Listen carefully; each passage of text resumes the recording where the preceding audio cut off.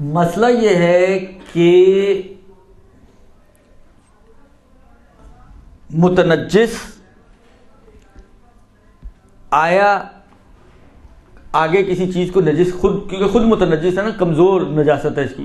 مثلا ایک عین نجس ہے، کتا ہے نجس ہے. ایک میرا ہاتھ ہے جو کتے کو ہاتھ لگنے کی وجہ سے نجس ہوا ہے، تو میرا ہاتھ اور وہ کتا ایک ہی لیول پہ نہیں ہے. درست؟ کتا عین نجس ہے، ہاتھ میرا متنجس ہے. اس کی نجاست کمزور نجاست ہے، اس کے اندر وہ قدرت اور طاقت نہیں ہے جو کتے کی نجاست کے اندر قدرت و طاقت ہے. درست؟ تو اب سوال یہ ہے کہ یہ چلو کتے کو اگر آپ نے ہاتھ لگایا، کسی اور نے ہاتھ لگایا، کتے نے 10 آدمیوں کو چوم چاٹ لیا بالآخر، تو سب نجس ہو گئے. لیکن سوال یہ ہے کہ آیا یہ جو متنجس ہے، جو خود ایک ضعیف نجاست رکھتی ہے اپنے اندر، یہ متنجس بھی آگے نجس کرتا ہے یا نہیں کرتا؟ اور اگر کرتا ہے تو کہاں تک کر سکتا ہے؟ کتنی طاقت ہے اس کے اندر؟ کتنے واسطوں تک یہ نجاست آگے جا سکتی ہے؟ یہ نجاست متنجس کی وسائط کی صورت میں کہ واسطے اگر درمیان میں آ جائیں تو یہ کہاں تک نجاست جا سکتی ہے، یہ مسئلہ ہے. توضیح المسائل میں موجود ہے، جو میں سمجھا رہا ہوں اس پہ غور کیجیے گا اور توضیح جا کے ضرور پڑھیے گا. میں کوشش کرتا ہوں اگر ابھی بولتے بولتے مسئلہ میری نظر سے گزر گیا، نمبر مسئلے کا میں بتا دوں آپ کو، تاکہ آپ کے لیے کام تھوڑا سا آسان ہو جائے. ورنہ اسی سستی میں کہ ڈھونڈنا پڑے گا، انسان کتاب ہی نہیں کھولتا. درست؟ کیا نمبر؟ 119 جا کے توضیح المسائل کا مسئلہ آپ دیکھیے گا، لیکن ابھی سن لیں. صرف سوال یہ ہے کہ آیا متنجس نجس کرتا ہے یا نہیں کرتا؟ اس کا جواب یہ ہے کہ ہاں، کچھ حد تک کرتا ہے، اس کے بعد نہیں کرتا. درست؟ اچھا جی، کچھ حد تک کرتا ہے تو کیسے، کس حد تک کرتا ہے؟ تو اس کو سمجھانے کے لیے میں آپ کی خدمت میں عرض کروں کہ دیکھیں 2 صورتیں ہیں. مثلا فرض کریں من باب مثال میرا ہاتھ تھا گیلا، تر ہاتھ تھا، اور میں نے ایک ہندو سے ہاتھ ملایا. درست؟ میرا ہاتھ کیا ہو گیا؟ متنجس. نجس کہتے ہیں لیکن مراد متنجس ہوتی ہے یہاں پر. درست؟ عین نجس تو نہیں میرا ہاتھ، اس کا ہاتھ عین نجس تھا مگر میرا ہاتھ تو عین نجس نہیں ہے، یہ متنجس ہے لیکن گیلا تھا. اتفاق سے میں گیا، مثلا جس طرح آج کل آفیسز میں یہ جو آفس بوائز ہیں، بہت سارے آفیسز میں وہ ہندو سکھ اور اس ٹائپ کے لوگوں کو انہوں نے رکھا ہوا ہے. کرسچنز تو آغا سیستانی کے نظریے میں پاک ہیں، اس لیے اتنی مشکل نہیں ہوتی، لیکن ہندو وغیرہ ہو تو یہ مشکل کھڑی ہوتی ہے. اب اس نے مجھ سے ہاتھ ملایا، میرا ہاتھ ہو گیا نجس. میں گیا، 3-4 کولیگز کھڑے ہوئے تھے، میں نے سب سے ہاتھ ملائے، سارے ہاتھ، یہ تری میری جو میرے ہاتھ پر تھی، جو نجس تری تھی، یہ چاروں کے ہاتھوں پہ لگ گئی. یہ چاروں نجس ہوں گے. اس بات کو ذہن میں رکھیں کہ یہی والی تری جو پہلی تری ہے، یہی تری اگر 100 افراد کو عرض میں یا طول میں، عرض میں اور طول میں سے کیا مراد ہے؟ مثلا فرض کریں، حالانکہ ہم 100 کی بجائے 10 پہ لے آتے ہیں کیونکہ تریاں اتنی تو نہیں چلتی کہ 100 افراد تک چلیں، لیکن فرض کریں 10 آدمی یوں لائن سے کھڑے ہیں، 10 آدمیوں سے میں ہاتھ ملا رہا ہوں، ایک سے ملایا، دوسرے سے ملایا، تیسرے سے ملایا، چوتھے سے ملایا، پانچویں سے ملایا، چھٹا، ساتواں، آٹھواں، نواں، 10واں، اور میرے ہاتھوں کی تری سب کے ہاتھوں کو لگتی چلی گئی. جس طرح پان والے نہیں تھوڑا تھوڑا بناتے ہیں پان، سمجھو تھوڑی تری آگے ٹرانسفر ہوتی، اس کو بھی لگی، اس کو بھی لگی، اس کو بھی لگی، 10 کے 10 افراد کو وہی تری جو میرے ہاتھوں پہ تھی ان کو بھی لگی. یہ سب عرضی ہیں، یعنی ایک ہی لیول میں سارے کے سارے. یہ سب کے ہاتھ نجس ہو جائیں گے، سب کا ہاتھ نجس ہو جائے گا. فرض بنانے میں کوئی حرج نہیں ہے کہ آپ فرض کریں کہ 100 آدمی تھے اور 100 کے ہاتھ پہ میری تری تھوڑی کر کے چلتی رہی، اور آخری 100ویں آدمی کو بھی بالآخر فزت و رب الکعبہ اس کا بھی ہاتھ نجس کر دیا میں نے. سب کے ہاتھ نجس ہو جائیں گے. اور یہ سب ایک ہی لیول کے افراد ہیں، یعنی یہ ساری نجاستیں ایک، یہ واسطوں والی نجاست ابھی شروع ہی نہیں ہوئی. سمجھے پہلا واسطہ ہے، سب پہلا واسطہ ہے. واسطوں والی نجاست عرضی نجاست میں نہیں ہے، وہ طولی نجاست میں. طولی نجاست سے کیا مراد ہے؟ میں ہاتھ ملاؤں زید سے، زید ملائے بکر سے، بکر ملائے خالد سے، خالد ملائے عباس سے، عباس ملائے علی سے، علی ملائے محمد سے، محمد ملائے حسن سے، حسن ملائے حسین، یہ اس لینتھ میں سلسلہ چلے. میں ہی سب سے نہیں ملا رہا ہوں. میں نے ملایا زید سے، زید کے ہاتھ پہ تلی چلی گئی. زید نے ملایا بکر سے، بکر کے ہاتھ پہ تلی چلی گئی. اب یہ میری والی تلی آگے کی طرف جا رہی ہے، لینتھ میں آگے بڑھ رہی ہے نا، یہ ایک لیول میں نہیں ہے سب. یہ واسطوں سے مراد یہ ہے، یہ جو واسطوں کی بات ہے، میرا ہاتھ لگا ہے زید کے ہاتھ کو، زید کے ہاتھ سے بکر کے ہاتھ سے، بکر کے ہاتھ سے خالد کے ہاتھ سے، خالد کے ہاتھ سے محمد، علی، حسن، حسین، الا جتنے بھی 100 افراد تک اب آپ نام بناتے رہے. درست؟ یہ ہے واسطوں والی کہانی، یہاں آتی ہے. سمجھ آئی بات؟ اصل واسطوں والی کہانی کا مورد یہ والا ہے کہ یہ جو آگے بڑھ رہی ہے واسطوں کے ذریعے سے ایک سے دوسرا، تو یہ کتنے واسطوں تک نجس ہو سکتی ہے. آغا سیستانی 2 واسطوں میں نجاست مانتے ہیں، تیسرے میں کہتے ہیں وہ پاک ہے. 2 واسطوں تک نجس مانتے ہیں، تیسرے میں کہتے ہیں پاک ہے. اب وہ جو 2 واسطوں میں کہتے ہیں، اب مثلا ہم نے فرض کریں 10 آدمی بنائے نا، میں نے ہاتھ ملایا اپنا، اس ہندو نے آ کے مجھ سے ملایا تو میرا ہاتھ ہو گیا متنجس. اب یہ 1 2 کہاں سے گننا شروع کرنا، میں پہلا ہوں یا میرے بعد والا پہلا؟ یہ سب سے بڑی کنفیوژن یہ ہے اس مسئلے کی. جو سب سے بڑا اشتباہ ہوتا ہے اس مسئلے میں وہ یہ ہے کہ کاؤنٹنگ کہاں سے شروع کرنی ہے ہمیں. یعنی ہندو نے مجھ سے ہاتھ ملایا تو یہ پہلا ہو گیا، اور میں نے مثلا زید سے ملایا تو زید کا دوسرا ہو گیا، اور زید نے بکر سے ملایا تو بکر کا اب تیسرا ہو گیا. یعنی یہاں پر ختم ہو گئی کہانی، دم توڑ دیا نجاست نے. اب یہ آگے جتنا بھی چلے گا تو وہ نجس نہیں ہوں گے. یا نہیں، میرا پہلا نہیں ہے، پہلا میں زید سے ملاؤں گا تو زید والا پہلا ہے. یہ پہلا کون سا کاؤنٹ ہونا ہے؟ سب سے بڑا پریشان کرنے والا مسئلہ اس میں یہ طے کرنا ہے کہ پہلا کون سا ہے. دیکھیں، میں ایک جو میں نے کہا نا کہ آپ عبارت پہ غور کیجئے گا تو آپ کو اندازہ ہوگا. میں عبارت جو عربی عبارت ہے اس کے حساب سے آپ کی خدمت میں عرض کروں. موضوع جو ہے، بحث، عنوان ہوتا ہے، ٹاپک ہوتا ہے ایک بحث کا. مثلا فرض کریں ہم نے پہلے جو پڑھا مسئلے 2-3 سوال، اس کا ٹاپک کیا تھا؟ پیشاب و پخانے کا نجس ہونا. اگر آپ ٹاپک بنانا چاہیں، کوئی لکھ رہے ہوں آپ اور ٹاپک وائز کچھ لکھنا چاہیں تو ٹاپکس بنائیں گے نا آپ. ایک کلی ٹاپک ہو سکتا ہے آپ کے جی نجاسات، تو پیشاب پخانہ بھی آ گیا، تو خون بھی آ گیا، تو باقی ساری نجاستیں بھی آ گئی. ایک مرتبہ آپ اس کو مزید توڑتے ہیں، اس ٹاپک کو، اس کے فریکشنز بناتے ہیں. درست؟ تو آپ اس کو مثلا بجائے اس کے کہ ایک عمومی ٹاپک بنائیں اور سب ایک ہی جگہ پہ ڈال دیں، آپ اس کو توڑتے ہیں. مثلا پیشاب پخانہ، اس کی نجاست، نجاست خون، نجاست کافر، یہ سارے الگ الگ ہیڈنگز بن جائیں گی. درست؟ اس مسئلے کو اگر عنوان دیں آپ تو کیا عنوان دیں گی؟ یہ سب سے بڑا کرینہ میرا اپنے مطلب کے ثابت کرنے کے لیے کہ پہلا کون ہوگا. اس پہ اگر آپ نے غور کیا تو آپ کی سمجھ میں آئے گا. ٹاپک اس کا یہ ہوتا ہے، عنوان جو اس مسئلے کو دیا جاتا ہے وہ یہ دیا جاتا ہے کہ کیا متنجس آگے نجس کرتا ہے یا نہیں کرتا. کیا متنجس اپنے بعد والے کو نجس آگے نجس کرے گا یا نہیں کرے گا. یہ ٹاپک ہو گیا. اب میں آپ سے سوال کرتا ہوں کہ اس ٹاپک کے حساب سے پہلا کون سا ہونا چاہیے؟ میرا ہاتھ یا زید کا ہاتھ؟ میں نے ملایا نا اس ہندو سے، تو یہ میرا ہاتھ ہے متنجس، یعنی میرے بعد والا جو زید ہے مثلا. صحیح ہے، آپ لوگ صحیح نقطے تک پہنچ رہے ہیں. کیونکہ بحث یہ ہے کہ متنجس آگے نجس کرتا ہے یا نہیں کرتا. تو پہلے متنجس کو تو فرض کریں ہم، تو متنجس آگے نجس کرتا ہے یا نہیں کرتا، تو اب آگے والا پہلے ہوگا نا. اس متنجس کو کیوں پہلا کرتے ہیں؟ بعض لوگ سب سے بڑی غلطی یہی کرتے ہیں کہ اس متنجس کو پہلا کاؤنٹ کرتے ہیں.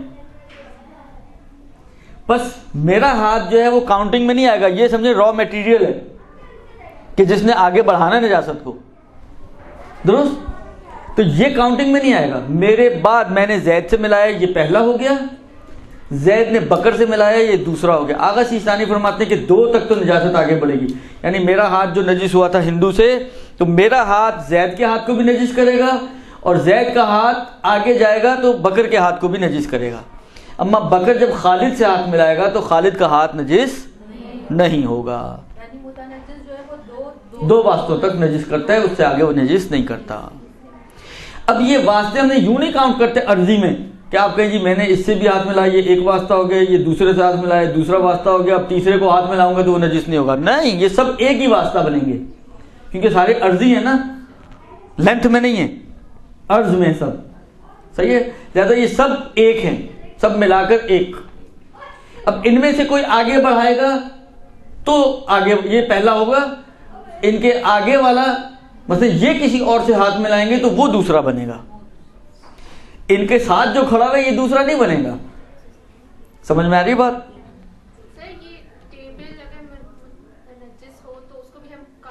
سب کوئی بھی چیز ہو، مثلا فرض کریں میرا ہاتھ متنجس تھا، میں نے پہلا مثلا فرض کریں گیلا ہاتھ اس پہ لگا دیا، تو یہ ہو گئی نجس، یہ ہو گئی پہلی نجاست۔ اب فرض کریں یہ گیلی تھی، اس کے اوپر میں نے موبائل رکھ دیا اور میرے موبائل پر تری آ گئی، تو یہ ہو گیا دوسرا۔ یہاں تک سمجھ میں آ گئی بات؟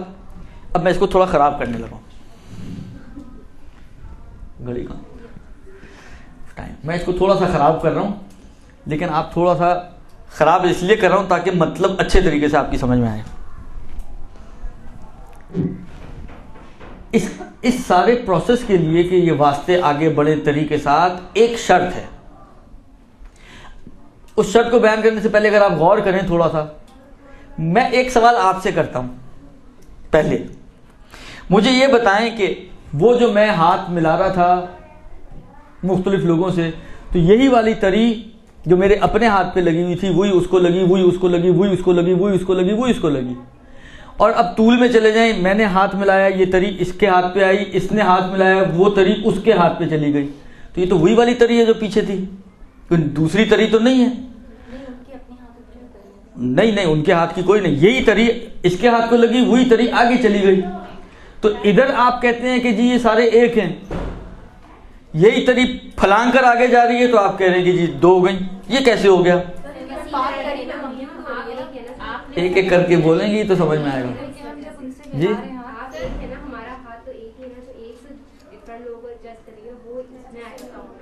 دیکھیں فرق نہیں پڑ رہا، یہی تری اس رخ پہ جائے یا یہی تری اس رخ پہ جائے، کیا فرق پڑتا ہے؟ کوئی فرق نہیں پڑتا، تری تو وہی ہے نا جو میرے ہاتھ کی تھی۔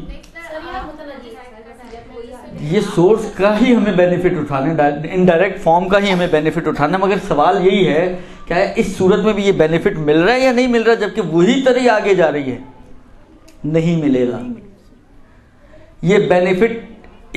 اب یہاں سے آپ شرط سنیں، وہ جو میں سنانا چاہ رہا تھا شرط آپ کو، وہ شرط یہ ہے کہ یہ بینیفٹ تری یعنی واسطوں والا اس صورت میں ملے گا جب درمیان میں جو تری ہے وہ چینج ہو۔ مخلوط نہیں ہو رہی ہے، ابھی آپ سن لیں پہلے میری، آپ وہ نہیں کہہ رہی تھی جو میں کہہ رہا ہوں وہ آپ نہیں کہہ رہی تھی، اور جو آپ کہہ رہی ہیں وہ میں نہیں کہہ رہا ہوں، غور سے سنیں درست۔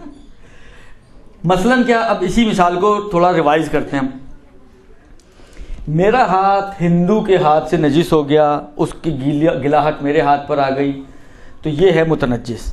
اب یہی تری اگر واسطوں پہ جائے لینتھ میں تو یہ ایک ہی تری ہے، کوئی فرق نہیں پڑتا ارزن جائے یا طولن جائے، یہ سب ملا کر ایک بنیں گے، یعنی ادھر واسطوں کا بینیفٹ نہیں ملے گا۔ فائدہ اس وقت ہوگا جب میرا ہاتھ ہو جائے خشک،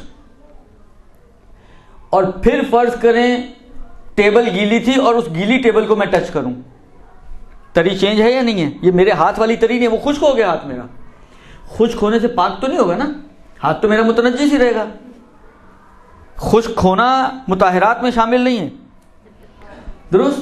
بس میرا ہاتھ ابھی بھی اگرچہ خشک ہو گیا لیکن متنجس ہے۔ اب اس ٹیبل پہ فرض کریں کسی نے پانی پیا تھا، پانی گرا ہوا تھا، میرا ہاتھ بے دھیانی میں اس پہ لگ گیا، یہ ہوا پہلا۔ اب یہ خشک ہو گیا،